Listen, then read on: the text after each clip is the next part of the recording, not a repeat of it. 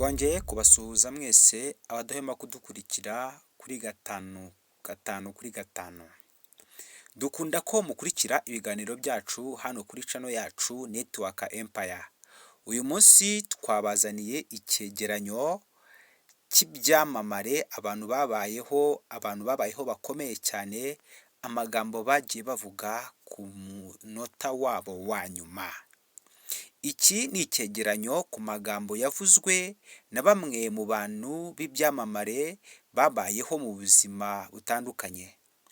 Uhereye ku bavugwa mu iyobokamana, muri filime, muri politiki, mu mikino n'imyidagaduro, abahanzi n'abandi.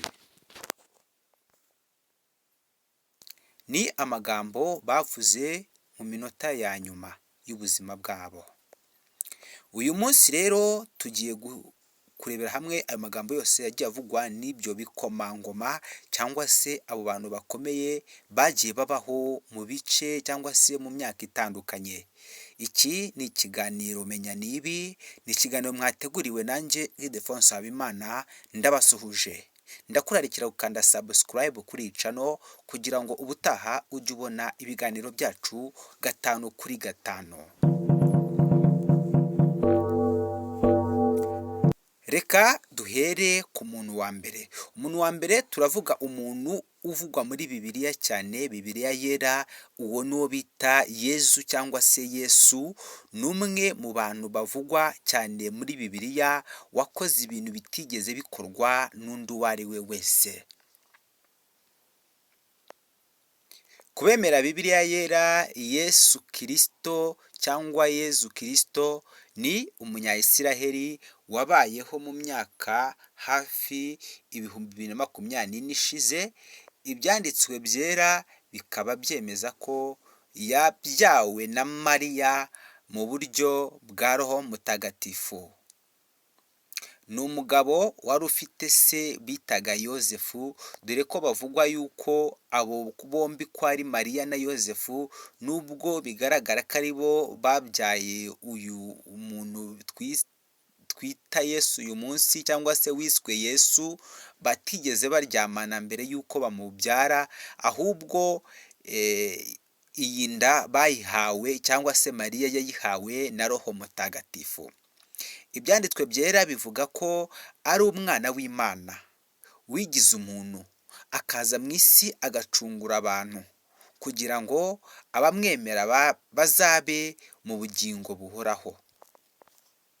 Ikiragano gishya kivuga ko igihe Yesu yari agiye guca cyangwa se gushyiramo umwuka ari ku musaraba, yavuze mu Giheburayo agira ati: Eli lama sabachthani, dawe dawe kuki wantereranye, cyangwa se mana n'iki kikundekesheje.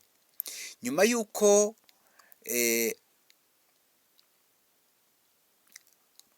abaromani bari bamaze kumushinyagurira bakamubamba ku musaraba, ayo niyo magambo ya nyuma Yesu yavuze. Reka mbisubiremo, yavuze amagambo mu rurimi rw'Igiheburayo ati Eli Eli lama sabachthani, bivuga ngo data cyangwa se mana yanjye n'iki kikundekesheje. Undi muntu wa kabiri wabayeho w'icyamamare ni Rugamba Sipiriyani. Rugamba Sipiriyani, umuhanzi Rugamba Sipiriyani wishwe muri Jenoside yakorewe Abatutsi mu mwaka w'1994, niwe washinze umuryango Communauté d'Emmanuel mu Rwanda, wigisha abantu kubana mu rukundo rw'Imana, by'umwihariko abashakanye. Rugamba Sipiriyani bakundaga kwita Sipiriyani yicanywe n'uwo bashakanye Rugamba Daforoza n'abana 7, harokokamo 2, Rugamba Olivier na Rugamba Dross. Mu kiganiro yigeze kugirana na Radio TV10, Olivier yavuze ko mu gitondo cya tariki 6 Mata 1994 baraye bari bwicwe, ise yamuhamagaye kuri telefone kuko Olivier we yabaga i Butare, abandi bari mu rugo i Kigali. Hanyuma aramubwira ati Olivier urabeho, mu buzima uzabe umugabo kandi uziragize Imana muri byose. Ayo niyo magambo Olivier ahamya ko se yavuze, dore ko uwo munsi yamubwiye ayo magambo bwakeye bicwa, inkuru isohoka cyangwa se bimenyekana ko umuryango we wose wiciwe i Kigali. Ayo nayo niyo magambo Sipiriyani yabwiye umuhungu we Olivier.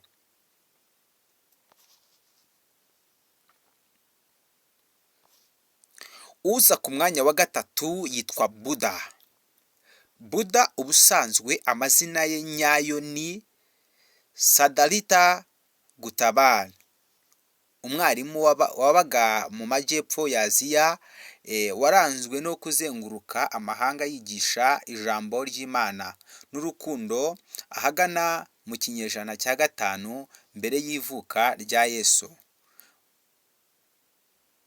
Mu kiganiro mpaka cyashyizwe ahagaragara n'ikinyamakuru Quora, abantu batandukanye bahuriza ku magambo bivugwa ko Buda yabwiye intumwa ze mbere y'uko yitaba Imana. Buda ngo yaragize ati all complete things in the world are changeable. Ibintu byose biri kuri iyi si birahinduka. Ayo niyo magambo Buda yabwiye intumwa ze mbere y'uko yitaba Imana ku munota we wa nyuma. Ku mwanya wa gatatu tugiye kureba uwo bita Elizabeth wa kabiri. Elizabeth wa kabiri yabaye umwamikazi w'Ubwongereza kuva mu mwaka w'1952 kugeza mu mwaka w'2022. Yitabye Imana afite imyaka 96 azize izabukuru. Ikinyamakuru The Evening Standard cyemeza ko hasigaye iminsi 2 ngo atange. Liza Truss wari minisitiri w'intebe yagiye kumusura mu rugo rwe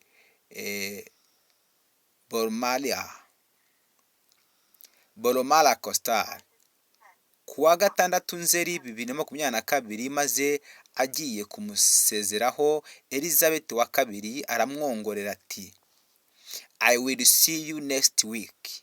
Tuzabonana mu cyumweru gitaha. Ariko hashize iminsi 2 ku wa 8 Nzeri aratanga ku myaka 96. Ayo niyo magambo ya nyuma Elizabeth yaba yaravuze agiye gutanga. Umwanya ukurikiyeho turahasanga uwo bita Paul Walker. Paul Walker yari umukinnyi wa filime muri Hollywood, USA, akaba yarakundaga n'umukino wo gusiganwa. Imwe muri filime yamenyekanyemo cyane ni yitwa Fast and Furious.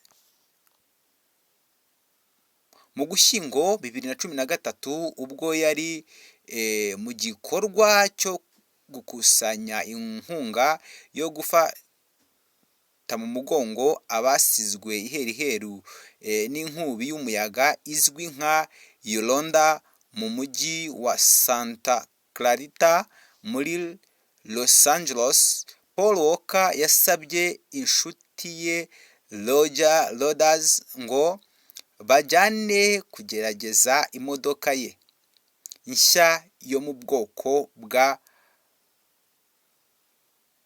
Porsche Corolla GT.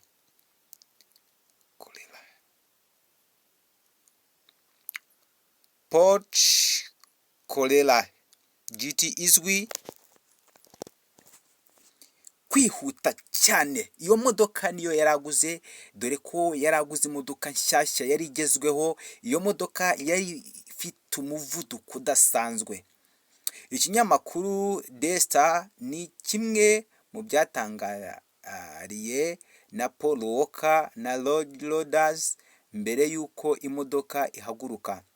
Walker ngo yabwiye Rogers ati "Hi, let's go for a drive. Ngwino dutware imodoka."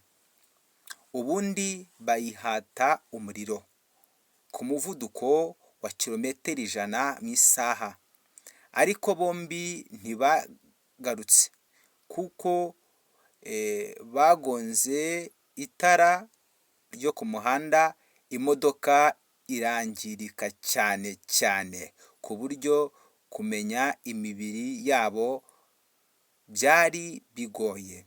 Ayo niyo magambo Walker yabwiye mugenzi we mbere y'uko apfa.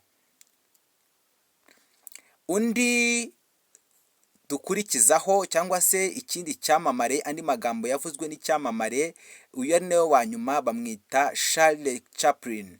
Uyu Charlie Chaplin yari umukinnyi wa filime nawe wo mu Mwongereza, yari umwongereza wasetsaga cyane cyane cyane muri filime zitavuga. Ahagana mu mwaka w'1960 mu Rwanda bakundaga kumwita Charlot.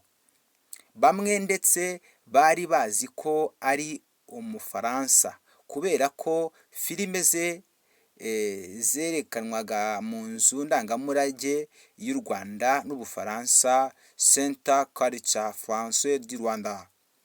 Ahagana mu 1980 Charlie Chaplin yitabye Imana mu mwaka w'1977 afite imyaka 88 azize indwara y'umutima.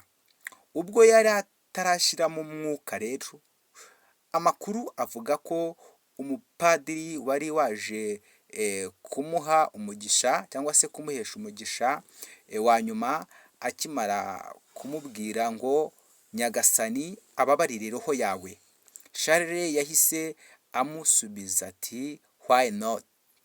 After all belong to him." Cyane rwose, ubundi se sibye. Ayo niyo magambo twabashe kubakusanyiriza yagiye avugwa n'ibyamamare. Tubararikiye gukomeza gukurikira channel yacu Network Empire. Nge wabagezagaho ibyo bitekerezo byagiye bivugwa cyangwa se amagambo ya nyuma yagiye avugwa n'ibyamamare byabayeho muri isi y'Imana. Ni iri Nsabimana, ndabasuhuje.